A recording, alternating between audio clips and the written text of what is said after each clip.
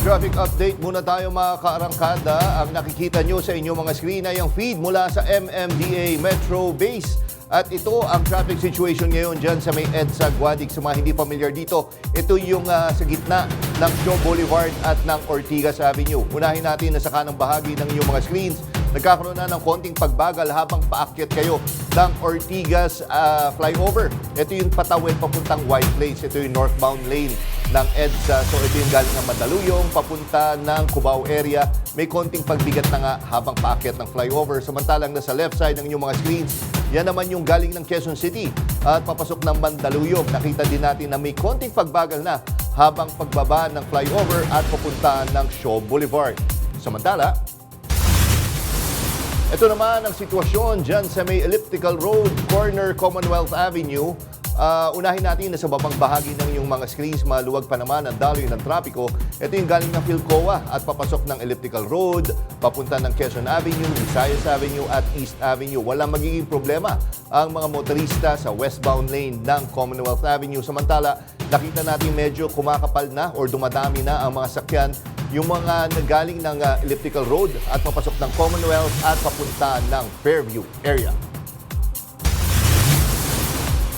July 16, 2025, Miyerkules. Isang maulang araw mga kaarangkada. Nasa Philippine Area of Responsibility na ang Bagyong Krising. Sa mga kababayan natin dyan sa norte, mag-ingat po kayo. Kasama niyo pa rin kami sa Kwento ng Bayan at Lakas ng Masa. Ako si Nina Corpus. Bawat komento, pulso ng bayan, importante yan sa amin. Bawat issue, dadaanan natin yan. Kaagapay niyo kami sa mga usaping hindi dapat palampasin. Live tayo sa DZMM Radio Patrol, 630, 92.3 FM Radio Manila at lahat ng FMR station sa buong Pilipinas. Gayon din sa Signal TV, Channel 31. Ako, si Jack Batallones. Ito ang Arangkada Balita.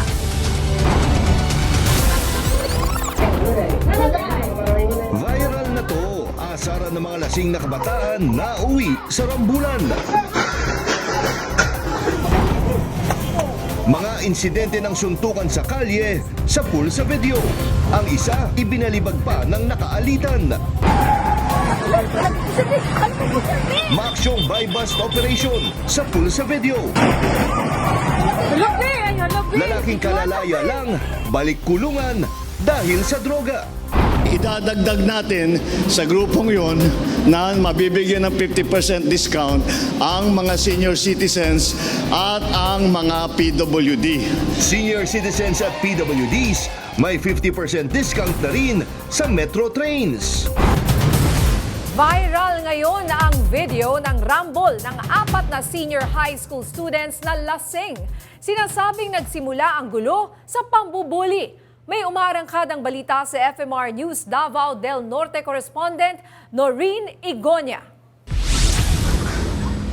Nakatihaya ang babaeng ito nang makuna ng video ng isa sa mga estudyante matapos ang karambola ng 4 na senior high school students sa isang convenience store sa Anflo, Barangay San Pedro, Panabo City, Davao del Norte, alas 5:20 ng umaga nitong Martes. Kinilala ang mga estudyante na sina alias Shilo, 21 anyos na babae, alias Kai, 19 anyos na pawang residente sa Davao City, alias April, 21 anyos at alias John, 19 anyos na residente naman sa Duhali at Panabo City sa Davao del Norte. Sa pulpa sa video ang sigawan ng isang babae at isang lalaki na humantong sa pisikalan.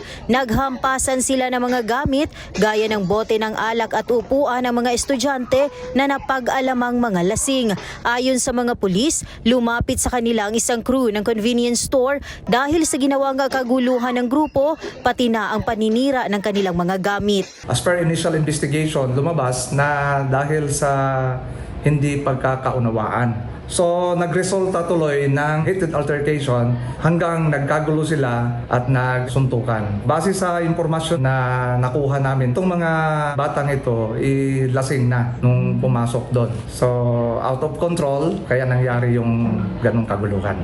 Napag-alaman na nag-umpisa ang gulo ng mang-asar at mambuli umano ang isang grupo. Kinumpirma rin ng Panabo City PNP na nagkaroon na ng settlement ang tindahan at ang mga kabataang sangkot. Pero hindi totoo nga pagbabayarin sila ng 200,000 pesos na danyos kundi 10,000 pesos lamang na halaga ng nasirang mga kagamitan. Nurin Igonia, umaarangkada sa pagbabalita. Iniimbestigahan na ng mga otoridad ang dalawang insidente ng away kalye sa Cebu. Ang mga eksena ng suntukan nasa pool sa video. Yan ang umarangkadang balita ni FMR News Cebu correspondent Clark Pasuit. Sa pool sa video ang dalawang rider na ito sa Barangay Lahog, Cebu City kahapon. Duguan ang lalaking nakasuot ng kulay berde matapos masuntok sa kanyang muka. Agad namang naawat ang dalawa sa tulong ng isang traffic enforcer. Samantala sa bayan naman ng Lapu-Lapu, sa pool din sa video ang rambulan ng dalawang lalaking ito. Makikitang binalibag pa ng isang lalaki ang kanyang kaaway. Naawat din kalaunan ang dalawa. Iniimbestigahan na ng mga otoridad ang dalawang insidente. Paalala rin ng mga otoridad, iwasang pairali ng init ng ulo para hindi masangkot sa away kalsada. Clark Pasuit, umaarangkada sa pagbabalita. Patay ang isang babaeng backrider matapos masagasaan ng trailer truck. Nabangga muna ang sinasakyan nilang motorsiklo bago pumailalim ang biktima sa truck. Nagbabalik si Clark Pasuit.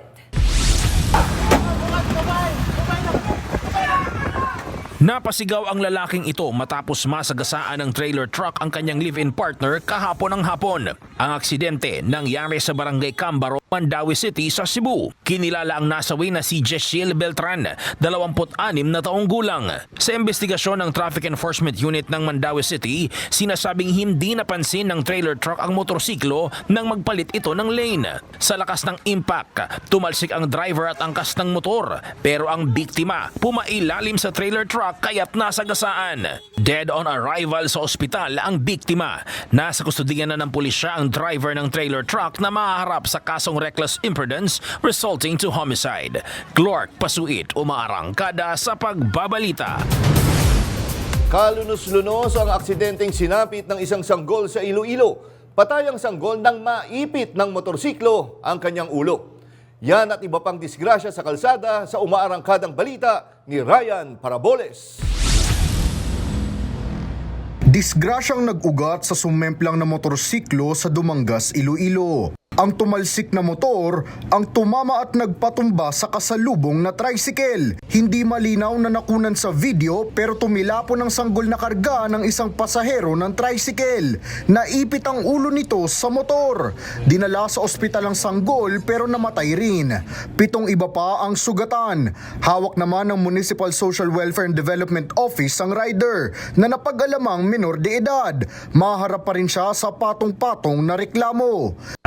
Sa Trento, Agusan del Sur naman, inararo ng dump truck ang dalawang bahay. Nawalan umano ng preno ang truck na magde-deliver lang sana ng graba. Dead on the spot ang driver at pahinante. Isa ang sugatan. Sasagutin naman daw ng operator ng truck ang mga gastusin sa pagpapalibing ng mga nasawi at ang pag-aayos sa mga nasirang bahay. Ryan Paraboles, umaarangkada sa pagbabalita. Mala pelikula ang eksena ng tangkang pagtakas sa mga pulis ng isang high-value target sa South Cotabato. Ang suspect kalalaya lang pero balik kulungan matapos mabistong gumagamit na naman ng iligal na droga. May umaarangkadang balita sa FMR News Davao correspondent Hernel Tokmo. Humarurot palabas ng gasolinahan ang puting SUV na yan sa Polomolok, South Cotabato. Hinahabol yan ng mga nakasibilyang pulis.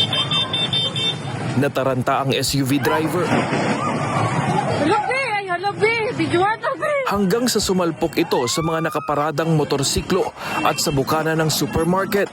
Dito na binaril ng mga pulis ang gulong ng sasakyan. Ang malapelikulang eksenang yan, isa palang buy-bust operation. Target ang SUV driver na si John Luis Ampo. Isa siyang high-value individual na nakalaya lang sa kulungan. Nakuha sa suspect ang 38 gramo ng hinihinalang shabu na nagkakahalaga ng 300,000 pesos. Galing umano sa Maguindanao ang mga iligal na droga. Hinihinalang nirentahan lang niya ang SUV dahil sa Luzon ito nakarehistro. Ngayon, balik kulungan ulit ang suspect na bukod sa reklamong may kinalaman sa droga, ay maharap din siya sa reklamong reckless imprudence resulting in damage to property. Hernel Tokmo, umaarangkada sa pagbabalita. Nagdadalamhati ang pamilya ng isang grade 4 student na nalunod sa ilog sa Panabo City. Nagbabalik si FMR News Davao del Norte correspondent Noreen Igonia. Hindi pa rin lubos maisip ng amang si Eduardo Legaspi na sa napakamurang edad ay iiwan na sila ng kanilang anak na si Warren Mosquida. Nakaburol ngayon sa kanilang tahanan sa Purok 1 Centro JP Laurel, Panabo City sa Davao del Norte ang 9 anyos at grade 4 student na si Warren. Nasa trabaho raw noon si Eduardo nang magkayayaan si Warren at kanyang mga kaibigan na maligo at maglaro sa ilog. Oo. Nagdula siya. Na siya mga kauban. Na, bata na po. Pila sila kabuk siya? Tulo. Masa itong pagkahitabo na slide siya? Slide na, kung siya ba na, matuyo na, dasay. Ako na ako sa adlaw. Ayon sa investigasyon ng Panabo City Police Station, pasado alas 5 ng umaga nang magpunta ang magkakaibigan sa ilog pero nadula si Warren at dahil sa lakas ng agos, tinangay ang bata. Ito ay nangyari last July 13, July 12 at around 5:30 in the morning. Ay itong biktima kasama yung mga kaibigan niya naglalaro sa tabing ilog. And then habang naglalaro, hindi alam ng biktima na parang slippery pa yung bato na tinututungan niya, and then nahulog siya sa sapa. Agad nagsagawa ng search and rescue operation ng City Disaster Risk Reduction and Management Office Panabo, katuwang ang mga residente sa lugar. Matapos ang 28 oras na paghahanap, natagpuan ang bangkay ng biktima alas 10 ng umaga nitong linggo. Napag-alaman na nitong Hulyo 7, nagdiwang pa ng kanyang kaarawan si Warren. Noreen Igonia, umaarangkada sa pagbabalita. Sa pool sa CCTV ang panghahablot ng riding in tandem sa isang babae sa bayan ng Bulacan sa Bulacan. Sa video makikitang nakahinto ang riding in tandem malapit mismo sa babaeng biktima nang biglang hinablot ng angkas ang kwintas ng babae.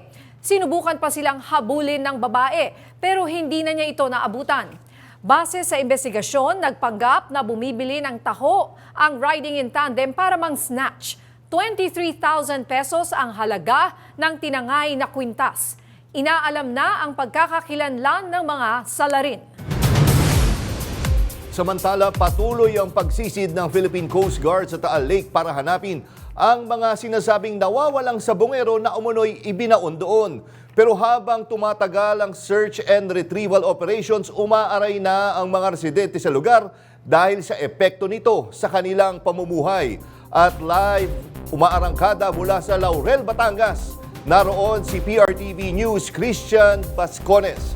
Christian, may bagyo na dito sa Philippine Area of Responsibility. Kamusta panahon dyan at tuloy ba ang operasyon kahit masama ang panahon? Yes, alam mo Jack, simula pa kanina makulimlim ang lagay ng panahon at may kaunting maalinsangan ang nararanasan ng ilang mga crew na nakakover ngayon dito sa kasama ang Philippine Coast Guard dito mismo sa Laurel, Batangas. Ngayon ang ika-6 na operasyon ng Philippine Coast Guard sa paghahanap ng mga sinasabing labi na mga nawawalang sabongero at hindi na titinag ang mga otoridad dahil sa hangaring mabigyang hustisya ang mga kaanak ng mga biktima. Kasabay ng pagdadalamhating ito ay ang paghihirap na nararanasan ng lahat ng mga residente na nakatira malapit dito sa Taal Lake. Pangunahing hanapbuhay ng mga nakatira malapit sa Taal Lake ay ang pangingisda. Pero mula nang umingay ang issue tungkol sa mga nawawalang sabungero na ibinaon raw doon sa lawa, nagbago ang takbo ng buhay ng mga residente doon. Ayon sa tindera ng isda na si Jonah, wala na raw bumibili ng tinda niya kaya itinigil niya ito at sumubok na lang ng ibang negosyo. Malaki po ang epekto sa amin gawa po ng aming mga hanap buhay.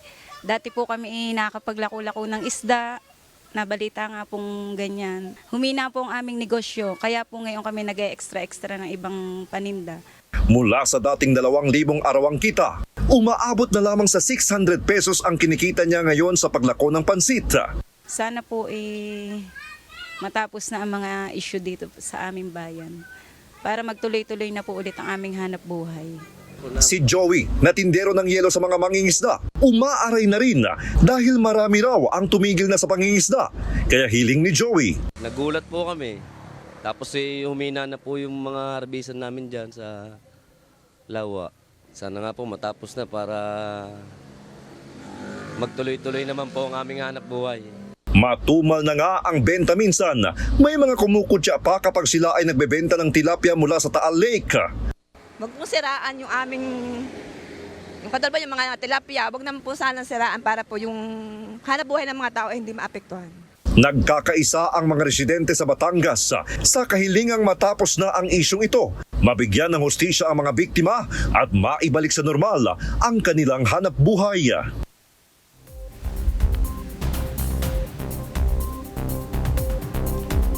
Samantala, pangalawang araw din ngayon ng paggamit ng remote o remotely operated vehicles o ROV. Isa itong search equipment na may camera. Kaya nitong magbuhat ng hanggang 10 kilong bagay, kayang tumagal ng hanggang 4 na oras sa ilalim ng tubig at kayang abutin ng mas malalim na bahagi ng lawang ito. At Jack, ayon pa sa PCG, walang naging aberya sa paggamit ng ROV at umaasa sila na sa tulong nito ay magiging madali at matatapos agad ang paghahanap na ginagawa sa operasyon ng Philippine Coast Guard. Jack? Yes, isang tanong lang, Christian. Christian, ngayon ba sa latest na pag-dive nila, may nakuha ba na mga labi ulit dyan sa Taal Lake? Kanina lang, Jack, muling nagdak sa pagbalik ng mga miyembro ng Philippine Coast Guard. Abay, muli wala silang nahanap na anumang mga labi ng mga sinasabing nawawalang sabungero dito mismo sa lawa ng Taal. Jack. Okay, maraming salamat, Christian Bascones ng PRTV News. Mabuhay kayo at ingat. 6 sa 70 butong na recover sa Taal Lake ay posibleng mula sa tao. Batay sa pisikal nitong anyo, ayon sa PNP Forensic Group. Target ng forensic team na matapos ang DNA profiling sa loob ng 5 hanggang 7 araw. At 1 linggo para sa cross-matching gamit ang 18 DNA samples mula sa pamilya ng mga nawawalang sabungero. Malaking hamon umano ang pagsusuri dahil matagal nang nakababad sa tubig ang karamihan sa mga buto. Tahasang itinanggi ni Ako Bisaya Party List Representative Sani Lagon na sangkot siya sa isyu ng nawawalang mga sabungero. Narito ang umaarangkadang balita ni PRTV News Correspondent Mari Ocampo. Pumalag si Ako Bisaya Party List Representative Sani Lagon kasunod ng pagkakadawit sa kanya sa isyu ng mga nawawalang sabungero. Naunang itinuro si Representative Lagon ng whistleblower na si Julie Patidongan na umano'y isa sa mga personalidad na sumasama sa mga pulong ng tinaguriang Group A kasama ang inaakusahang mastermind na business tycoon na si Atong Ang. Kinondena ni Lagon ang mga pahayag ni Patidongan na tinawag siyang isang congressman na iligalista. Nilinaw naman ng kongresista na ang kanyang koneksyon sa isabong ay pawang legal at limitado lamang sa reguladong operasyon ng industriya. Giit niya, ang mga paratang ay malayo sa kanyang pagkatao bilang isang lingkod bayan. Patuloy naman ang investigasyon at paghahanap sa nawawalang sabungero na nauna nang sinabi ni Patidongan na itinapon doon sa Taal Lake. Paniwala naman ni Department of Justice Secretary Jesus Crispin Remulla, aabutin ng halos 6 na buwan ang magiging operasyon ng Philippine Coast Guard sa Taal Lake. Mari Ocampo, umaarangkada sa pagbabalita. Nanguna si Pangulong Ferdinand Marcos Jr. sa paglulunsad ng 50% discount sa pasahe ng MRT at LRT para sa mga senior citizens at persons with disabilities. May report si Cherubim Ganaden. Maagang pumunta si Pangulong Ferdinand Marcos Jr. sa MRT3 Santolan Annapolis Station kanina para ilunsad ang 50% discount sa pasahe ng mga PWD at senior citizen.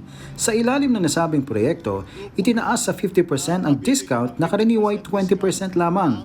Alinsunod na rin ito sa layunin ng Administrasyong Marcos na pababain ang gastusin sa transportasyon na mahihirap na sektor. Nauna nang inilunsad ng Pangulo ang pagbibigay ng discount sa pasahe ng mga estudyante sa MRT at LRT. Ang makikinabang dito sa programang ito ay siguro mga 13 milyong senior citizen at saka 7 milyon na PWD. Kaya alam naman natin ang yan ang mga grupong yan, mga estudyante, ang PWD, mga senior citizens ay talaga naman kailangan ng tulong natin dahil very limited ang kanilang income. Kaya naisip namin, ito ay maaari natin gawin upang tulungan ang ating mga commuter na PWD at yung mga senior citizen. Samantala, inanunsyo rin ng Pangulo na magagamit na ang Dalian trains na binili noong 2014 sa China. Anya, matagal na natenga ang Dalian trains dahil lumabas sa inspeksyon na hindi kayang paandarin ang mga ito. Pero binalikan ng pamahalaan ng mga ito at idinaan sa masusing safety at security checks para masiguro ang kaligtasan ng mga pasahero. Itong tren na nakikita natin sa harap natin ito, naayos na ito, pwede nang gamitin. Kaya mula ngayon, gagamit tayo, meron na tayong magamit na karagdagang, so makakapagbuo na tayo ngayon pa lang 3 trains na 3 karwahe. So 9 nitong cars na ito. Doon sa 48, tuloy-tuloy natin na titignan at gagawan ng paraan para naman magamit. Dahil 10 taon nakaparada ito Sa pamamagitan nito, mas maraming commuter ang masiserbisyohan ng MRT3. Pinamamadali na ng Pangulo ang safety clearance ng iba pang Dalian trains para sa mga maginhawa at komportableng biyahe ng mga commuter. Malakian niyang tulong ito dahil 1,200 pasahero ang kayang maserbisyohan ng bawat tren kada biyahe. Tiniyak naman ni Transportation Secretary Vince Dizon na bibilisan na ang pagsusuri sa natitirang safety checklist bilang tugon sa kautusan ng Pangulo. Cherubim Ganaden, umaarangkada sa pagbabalita. Umaasa si Pangulong Ferdinand Marcos Jr. na mapapasinayaan ang bahagi ng Metro Manila Subway mula Valenzuela hanggang Ortigas bago matapos ang termino niya sa 2028. Kanina personal na nag-inspeksyon ang Pangulo sa Camp Aguinaldo Station ng Subway kasama sina Transportation Secretary Vince Dizon at Defense Secretary Gilbert Chodoro. Ang Camp Aguinaldo ay isa sa 17 istasyon ng 33-kilometer subway, ang kauna-unahang underground railway ng bansa. Ayon sa Pangulo, kayang magsakay ng hanggang 80,000 na pasahero kada araw sa 3 palapag na istasyon kapag natapos ito. Malaki ang itinaas ng tiwala ng publiko sa Kamara sa loob lang ng 3 buwan ayon sa pinakabagong survey ng Social Weather Stations noong Hunyo. Mula 34% noong Abril, lumundag ang much trust rating ng Kamara sa 49% noong Mayo at umakyat pa sa 57% ngayong Hunyo. Itinuturing ang pagtaas ng tiwala bilang patunay ng mahusay na pamumuno at performance ng Kamara sa ilalim ni Leyte 1st District Representative Ferdinand Martin Romualdez, ang House Speaker ng 19th Congress.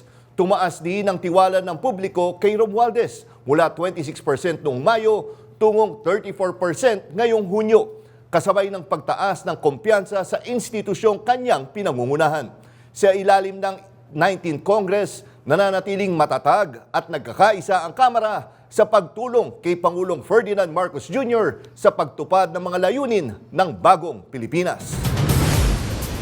Tiniyak ni Leyte 1st District Representative Ferdinand Martin Romualdez ang suporta ng Kamara sa Walang Gutom Project ni Pangulong Ferdinand Marcos Jr.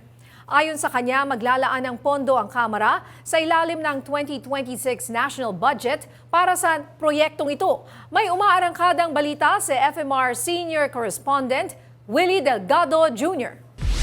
This chamber has been a crucible of ideas. Buo ang suporta ng House of Representatives sa Walang Gutom Project ni Pangulong Ferdinand R. Marcos Jr. Katunayan, tiniyak ni Leyte 1st District Congressman Martin Romualdez na hindi ito pababayaan ng Kamara at gagawin ang lahat ng paraan para lahat ng Pilipino ay may makakain. Ayon kay Congressman Romualdez, maglalaan ang Kamara ng sapat na pondo sa ilalim ng panukalang 2026 national budget. Kamakailan ay inanunsyo ng Department of Social Welfare and Development ang plano na palawakin ng programa at mula 300,000 pamilya ay itataas sa 750,000 na pamilya ang tutulungan ng programa. Nagbibigay ang programa ng 3,000 piso na buwan ng food credits gamit ang Electronic Benefit Transfer o EBT card para sa pagbili ng piling pagkain sa mga accredited na tindahan. Pinuri ni Romualdez si Pangulong Bongbong Marcos Jr. sa pagsama ng Laban sa Gutom program bilang mahalagang bahagi ng Bagong Pilipinas Agenda. Malaking bagay rin aniya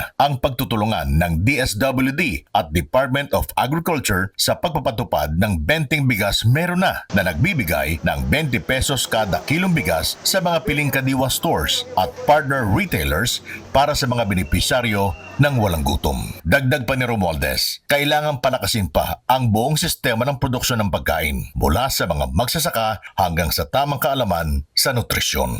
Willie Delgado Jr. umaarangkada sa pagbabalita. At para pag-usapan ang Walang Gutom program ni Pangulong Ferdinand Marcos Jr., makakausap natin via Zoom si Iloilo 1st District Representative at dating Health Secretary Congressman Janet Garin. Magandang araw po, magandang hapon. Congressman Garin, welcome po ulit sa Arangkada Balita. Jack Batallones po at Nina Corpus. Magandang hapon rin po. Maraming salamat, Jack, at maraming salamat, Ninya. Yes, Congressman Garin, no, para sa kabatiran po ng hindi familiar dito sa Walang Gutom program, ano ho ba ito at ano yung components nito? Ang Walang Gutom program ay nagbibigay ng parang subsidy, no? 3,000 a month for 3 years dun sa mga pamilyang nasa listahanan na na-identify ng Department of Social Welfare and Development through several vettings na ito ay tinatawag nating food poor. No, ibig sabihin, kulang ang kakayanan na bumili ng tama at sapat na pagkain sa kanilang hapagkainan. Ang programang ito ay unlike before, no, na binibigay na basta pera lang, ito ay may card na kaakibat. Yung tinatawag nilang EBT, no, parang EBT card, andun nakalaman, nakaloob doon yung iyong food credits kung saan dapat 50% ay ilaan mo sa carbohydrates, kasama na dyan yung ating mga kamote, saging, kanin. 30% naman ang ilaan mo dun sa protina, kasama dyan yung itlog, manok, no, isda, and 20% naman dun sa fiber, yung mga gulay. Ibig sabihin, sinisiguro na balanse ang iyong kinakain. Kaakibat din dito yung mga nutrition education sessions or NES, kung saan hindi lang binibigyan ng ayuda para pambili ng pagkain, kundi tinuturuan din yung ating mga mahihirap na pamilyang Pilipino kung paano ibalanse at gawing nutritious ang pagkain. So, kung titingnan po natin, hindi lang ito na itatawid natin sila sa gutom in a span of 3 years, pero sisiguraduhin na yung ating human resource, yung ating workforce ay malusog at gustong-gusto, andun yung kanilang adrenaline to work because they are taken care of in terms of food and nutrition. So Congresswoman Garin, no, ito pong makikinabang sa Walang Gutom program na to sa pamamagitan ng food stamps, tama po ba? Ilan po sa ngayon ang nakikinabang dito at ito po ba yung pinakamahihirap nating mga kababayan? I-ano ko lang, no, i-correct ko lang ng konti. Hindi siya food stamp na, para na siyang card, parang may credit na ibibili mo doon sa mga accredited na mga tindahan. Sa pagkakaalam ko, 300,000 na pamilyang Pilipino ang initial na miyembro dito at layunin na increase ito to another to plus 300,000 and another 150,000. So total of 750,000 families na makikinabang. Alright. So Congressman, yung makakatanggap ba ng, how does it work? Yung nakakatanggap ng 4P, sila pa rin yung beneficiaries na itong walang gutom or hindi nag-overlap po yung mga ito? Ang nakasaad kasi doon sa guidelines ng DSWD na yung nakakatanggap na pamilya ay hindi miyembro ng any government regular subsidy. So sa pagkakaintindi ko, kapag ikaw ay 4Ps, hindi na ikaw ang bibigyan, kundi yung nasa listahan ng 3. Meron kasi di ba yung listing before na nagkaroon ng phase 1, phase 2, yung mga listahanan. Sa pagkakaintindi namin, kumukuha doon sa batch 3, yung hindi mga nasama sa 4Ps, pero nakita na food poor, kulang sa kakayanan ng bumili ng tamang pagkain. Oo, at maganda pa dito na sa sinabi ni Congressman, no, parang may nutritionist yata silang kapartner no? Yes, hindi ka basta-basta pwedeng bumili na kung ano lang gusto mo. Hindi ho ba? At paano po natin masisigurado? Yun nga, no, na hindi ito rin maabuso itong mga cards po nila at magamit sa tama.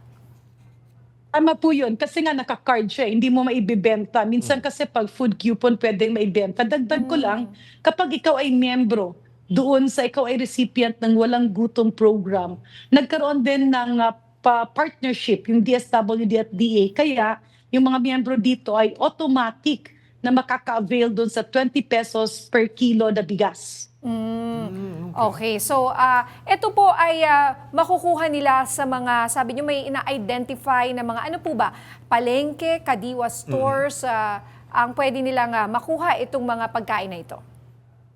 Yung kadiwa stores, yes. Sa mga palengke naman yung mga na-identify. At doon naman sa mga barangay kasi marami rin kasi yung mga tiyangge-tiyangge, yung mga farmers association. So kung titingnan natin, nagkakaroon na nga ng walang gutom program sa mga beneficiaries under listahanan. At the same time, livelihood pa doon sa ating mga farmers. At dagdag pa dito, andyan dyan yung kanilang tamang nutrisyon at dagdag na kaalaman sa totoong balancing diet. And Congressman, no, tingin nyo yung sa 3,000 na binigay nyo nga na para sa bawat kada buwan, tama po ba? Paano ho na yung computation dito? Tingin nyo sapat ho to para sa ilang miyembro ng isang pamilya po? Well, hindi naman talaga siya 100% na sapat kasi ini-expect naman natin na meron silang other sources of income. Pero malaking bagay ito to augment food on their table. At kung titingnan po natin, dumaan ito sa pag-aaral, kaakibat ang ating Asian Development Bank, yung ADB. Kaya talagang nakita yung lahat ng aspeto. That's why they came up with 3,000 per month for 3 years, initially for 300,000 families, and ultimately increasing to 750,000 in the next few years. At ang target nito, talagang ramdam na yung benepisyo niya by 2027. Alright, maiba naman po tayo, Congresswoman. Mataas po ang trust rating ngayon ng Kamara. Ano po kaya sa tingin niyo mga naging pangunahing dahilan kung bakit ito tumaas at paano niyo ito masusustain going into the 20th Congress? Well, unang-una talagang napaka-importante ng liderato ng Kongreso. Kasi syempre kapag ikaw ay leader na nagbibigay ng direksyon sa ating mga kongresista, which will actually transcend to our individual constituencies, masusustain or maaangat pa yung trust rating na yaan. Bakit? Kasi kitang-kita naman na even despite elections, despite the break, we have a working Congress. Patuloy ang trabaho. At ang dami-daming programa ng gobyerno na dati-rata ay hindi na ma-maximize. Ngayon ay talagang minamaximize, pinapaalam sa tao at pinipilit na maging mabilis at bit-bit sa taong bayan ang serbisyo ng gobyerno. Okay, nako, maraming salamat po ulit, Congressman Garin, sa oras nyo na binigay dito sa Arangkada Balita. And mabuhay po kayo and good evening, ma'am. Good evening, maraming salamat. God bless, Jack. Maraming salamat, Ninya. Sa aming pagbabalik, mas nakararaming Pilipino sang-ayon na dapat harapin ni VP Sara Duterte ang impeachment laban sa kanya. Marami pang maiinit na balita sa pagbabalik ng Arangkada Balita.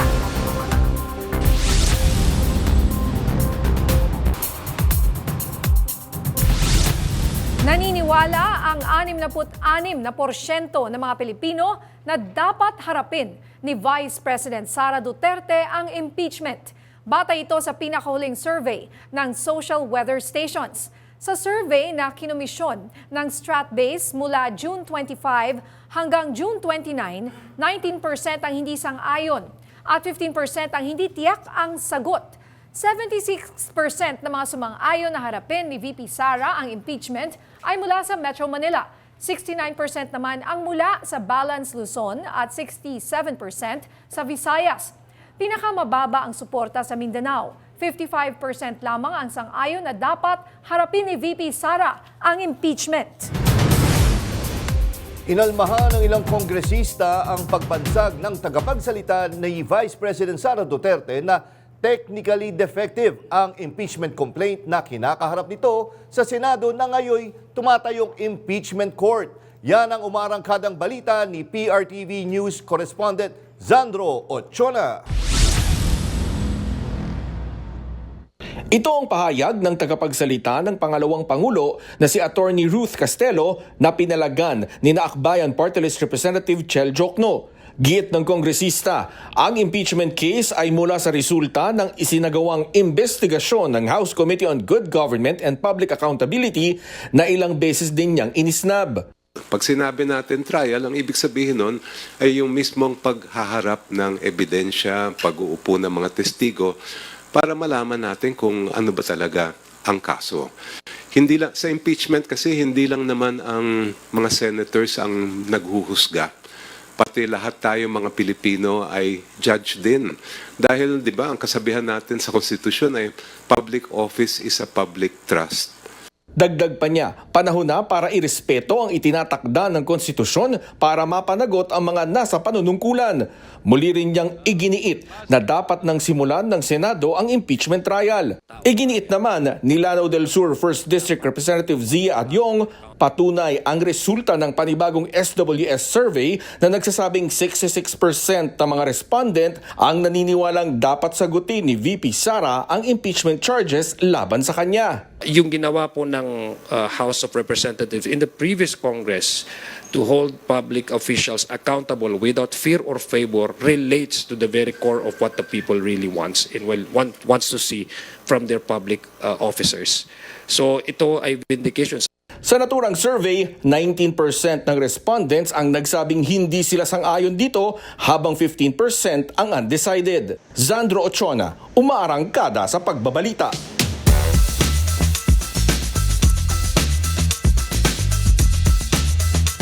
At para mas maunawaan natin ang mga naging resulta ng latest SWS survey, makakausap po natin live dito po sa PRTV studio ang ating paborito na political analyst. Naku, baka may magtampo. Oo nga. Pero andito kasi siya eh. Oo, syempre no choice tayo sabihin. Paborito naman natin yan. O resident Marites na lang. Oo, hindi. Isa sa mga pinakamagaling po na political minds. Ayan, Ginoong Ronald Llamas. Magandang gabi po, sir, sa inyo. Magandang gabi rin, Ninya, Jack. Medyo nakakatakot naman yung intro dyan. Parang ma-pressure kayo. Medyo kabahan kayo, sir. Si Sir pa, no? Oo nga, sir. Oo. Kahapon po, ito nga, may lumabas na SWS survey na bumaba ang trust ratings ni VP Sara at tumaas naman ang trust rating ni Pangulong Ferdinand Marcos Jr. So ano po ang basa nyo dito? Well, ulitin ko lang, yung mga surveys kasi ay isang snapshot ng moment in time. Yes. So, ibig sabihin, usually naapektuhan yan nung nangyari dun sa buwan na yon, kung saan, or quarter na yon, na kinonduct yung survey. No? Kaya, tingin ko, halimbawa, itong survey na ito, second quarter, depende yan kung anong survey firms. Alam niyo naman, yung mga survey firms, iba-iba rin ang mga resulta nila. No? Minsan nga nakakalito. Pero halimbawa, dito sa Publicus, ay nakita na tumaas ng 6 percentage points si President Bongbong at bumaba naman ng 6 points din si Vice President Sara.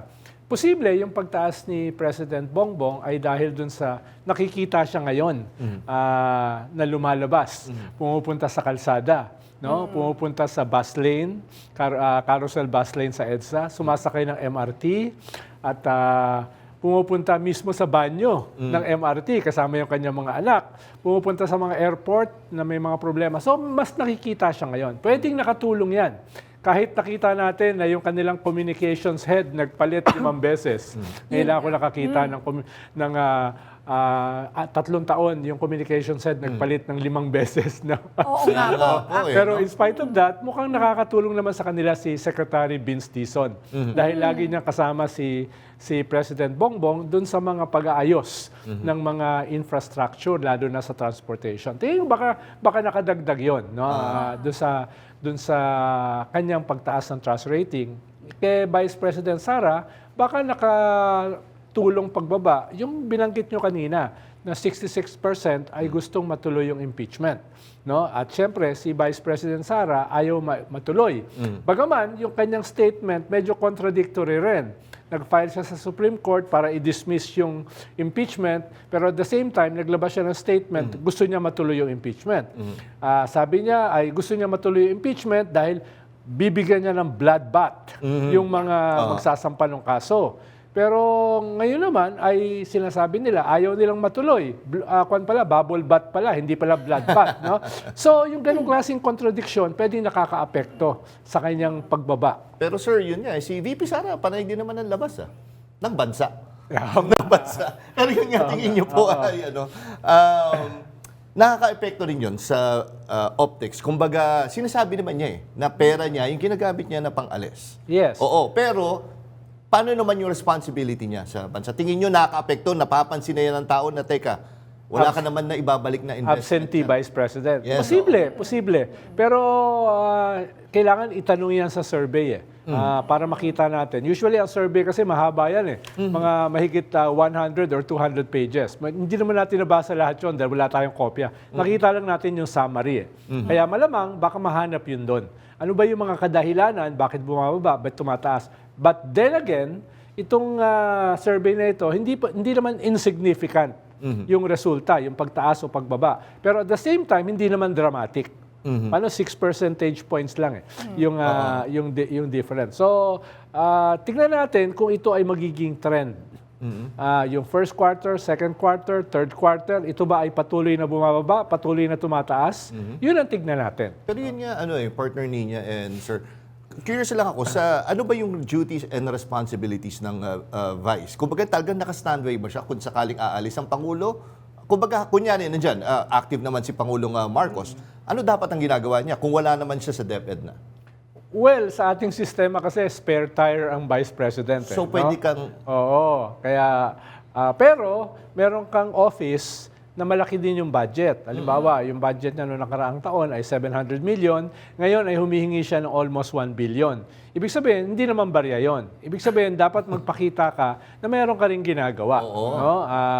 At hindi lang sa pamamagitan ng confidential at saka intelligence funds. So, meron namang nakalagay doon, may indications. Ano yung lalamanin ng budget mo? Ano yung key result area na after 1 year may maipakita kang ginagawa, no? Dahil hindi naman nagtatapon ng pera ang gobyerno. Kaya yun siguro yung mahalagang tignan.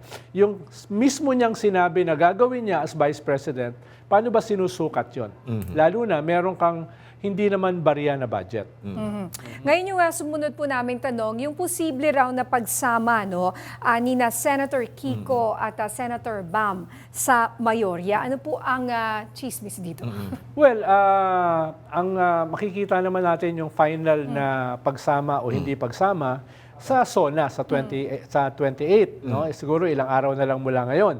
Dahil magbobotohan sila kung sinong Senate President ang iboboto. Kung yung iboboto mong Senate President ay mananalo, then nasa majority ka. Yung matatalo ay nasa minority ka. Ang nagiging controversial dito ay dahil si Bam at saka si Kiko ay tumakbo dun sa under nung pink banner, yellow banner. Na ang pinasahan ng leadership ni Lenny noong 2022 ay si Senator Risa Hontiveros. At si Senator Risa Hontiveros, yung tumayong parang campaign manager nila. At kung makikita nyo yung mga video nila, ads, TikTok last year, ang slogan doon, samahan nyo ako sa Senado, ni Senator Risa. So we expect na magkakasama sila ngayon. Yes. At sigurado ko, marami sa mga botante nila, binoto sila dahil sa ganong klaseng paniniwala. Na sila yung parang magiging oposisyon o minority batay sa ganitong klaseng mga paniniwala. Ngayon, kung sasama sila sa majority, na sabi ni Jinggoy ay meron ng agreement no? Sabi ni Jinggoy ay nag-usap na hindi ako magugulat dahil after ng election, yung mga nanalo, nag-uusap na yan. Nagkakampanya na yung mga gustong tumakbong Senate President. Kaya may quid pro quo na yan. Anong kailangan mo in exchange for what? For your votes. No? Ganon. At medyo nabanggit din naman ni Senator Kiko dun sa kanyang Facebook post na interesado siya dun sa Agriculture Committee. Which means, dahil medyo mahalagang committee yan, mahalaga na nandun ka sa winning side ng Senate President. Kaya hindi na siya mukhang chismis lang Mukhang meron naman batayan. No? Dahil yun naman talaga ang gawi. Pero ang problema dyan ay bakit ka ba binoto? No? Sino ba yung kasama mo? Ano ba yung commitment mo? Lalo na ngayon, yung pinakamahalagang factor, ang issue ngayon ay 2028. May presidential election na parating at malamang yung pink at saka yung dilaw ay makakalaban yung mga Duterte. Tapos sasama ka sa mayorya na kasama yung mga Duterte. Sasama ka sa mayorya na iboboto mo yung Senate President na may problema sa forthwith na delay yung impeachment. Merong kasama dun sa remand na dinelay yung impeachment at kasama dun sa possibility na i-dismiss yung impeachment. So parang yung mga kaalyado mo ay nagtatanong at yung iba ay nagagalit. Bakit ganyan? No? Bakit ganyan yung sitwasyon? No? Naku walang kasama si Senator Risa kapag nangyari yan. Yung inaasahan natin na kaya natin nga binoto, kaya sila binoto, ay sasali sila kay Senator Risa. Doon sa mga interview ni Senator Risa, sinasabi lang naman niya ay tuloy yung kanyang posisyon, tuloy yung kanyang laban para sa kanyang mga prinsipyo at mithiin. Parang hindi naman sa dina-downplay, pero ayaw niyang bumanat. No? Dahil siyempre, kilala niyo naman si Risa, medyo disente yan. No? Hindi yan katulad nung guest nyo ngayon. Disente naman. Nasanay makipagbanatan. I think you know each other very well. Kasi, di ba, magkaibigan po kayo and all. Yeah, magkasama kami ng partido, etc. No? Pero ayun nga, yung usapin dito doon sa mga bumoto sa kanila, yung kanilang mga kasama doon sa Pink, medyo ay nakakaroon ng sama ng loob. Kung lalo na kung totoo ito. Ang sinasabi naman ng iba, huwag niyo munang hatulan, wala pa naman yung SONA, hindi pa naman nagbobotohan. Pero precisely, ngayon dapat yung outrage, ngayon dapat yung pressure. Dahil pag nagkabotohan na, tapos na. Bago magbotohan ay sabihan sila na ayaw namin ito. Okay, naku, maraming salamat ulit sa pagpasyal nyo. Pressure. Oo, di ba? Actually, medyo naguluhan ako doon, pero mamaya nanamnamin ko lahat. Kaya parang ina-expect natin yung hindi ganon yung magiging outcome coming from the two senators. Abangan na lang natin. Abangan na lang po natin. Pero hanggat nandyan si Ginoong Ronald Llamas, ayan, nandyan yung outrage. No? Maraming salamat, Ginoong Ronald Llamas. Maraming salamat din. Iginiit ng Philippine Reclamation Authority na hindi dapat isisi sa reclamation projects ang pagbaha sa Metro Manila, kundi sa hindi maayos na waste management. Sinabi ni PRA Director Ellie Ildefonso na matagal ng problema ang basura bago pa man nagsimula ang mga reclamation project. Dagdag pa ni Ildefonso kung tutuusin, nagsisimula ang pagbaha sa mga lugar na malayo pa sa Manila Bay. Dolomite Beach ang itinuturong isa sa dahilan ng pagbaha sa Maynila ayon kay Mayor Isko Moreno. Yan ang umarangkadang balita ni PRTV News Correspondent Angela Babad. Ito ang kontrobersyal na Dolomite Beach sa Roxas Boulevard na binuksan noong administrasyon ni dating Pangulong Rodrigo Duterte. Ginawa raw ito para sa mental health ng mga Pilipino, lalo na noong panahon ng pandemya. Pero ngayon, perwisyo na ang dala nito sa lungsod na Maynila. Aminado si Manila Mayor Isko Moreno na isa ang Dolomite Beach sa mga dahilan ng lumalalang problema ng baha sa Maynila. Lumiwanag sa taong bayan at lumabas din ang katotohanan na there are some individuals who committed neglect or kulang sa TLC, tender loving care.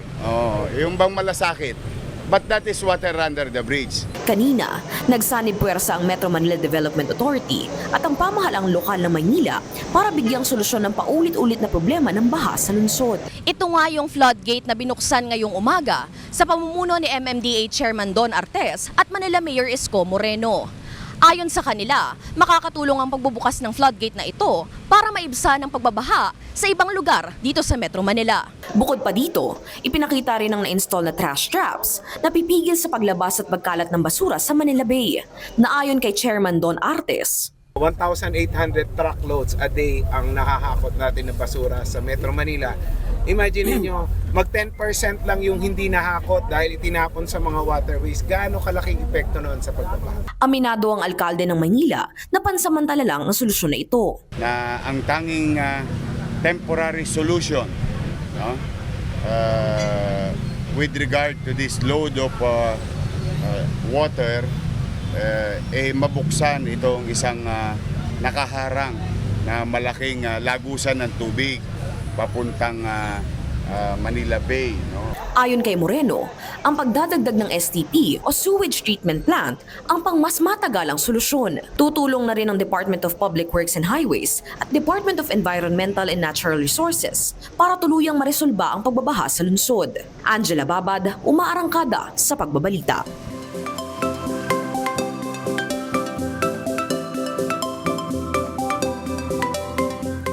Lumakas at naging ganap ng bagyo ang binabantayang low-pressure area sa loob ng Philippine Area of Responsibility.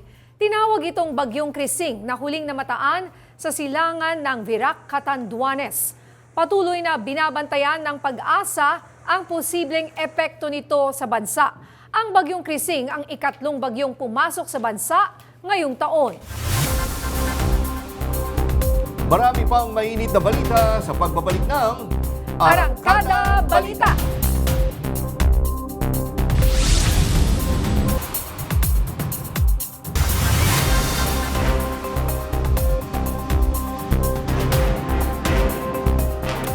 Malapit ang binaril sa mukha ang isang babae sa Mexico. Ang gunman ang may-ari ng SUV na pinagpapalo ng biktima. Narito ang umarangkadang balita sa abroad ni Ryan Paraboles. Gamit ang walis, pinagpapalo ng babaeng yan ng hood ng nakaparadang SUV sa kalye ng Guadalajara, Mexico. Maya-maya, lumabas sa sasakyan ng isang lalaking may dalang rifle. Kapansing-pansing nag-aaway ang dalawa. Sa gitna ng kanilang pagtatalo, nagpaputok ng baril ang lalaki pero hindi natinag ang babae. Sa pangalawang pagkakataon, direkta ng binaril sa muka ang babae. Bagsak ang biktima sa kalsada, sabay sibat ang lalaki sakay ng SUV. Base sa report, namatay ang babae. Iniimbestigahan na yan ng gobyerno ng Mexico. Isa sa mga tinitignang anggulo ay femicide o ang pagpatay sa isang babae dahil lang sa kanyang kasarian. Mataas ang kaso ng femicide sa Mexico ngayong taon. Kabilang dyan ang isang babaeng vlogger at isang babaeng mayoral candidate. Pareho silang binaril habang naka-livestream. Ryan Paraboles, umaarangkada sa Pagbabalita. Yan ang mga balitang umarangkada ngayong araw. Ako si Nina Corpus. At ako naman si Jack Batallones. Para hindi mahuli sa usapan, kapit lang hanggang sa susunod na Arangkada Balita.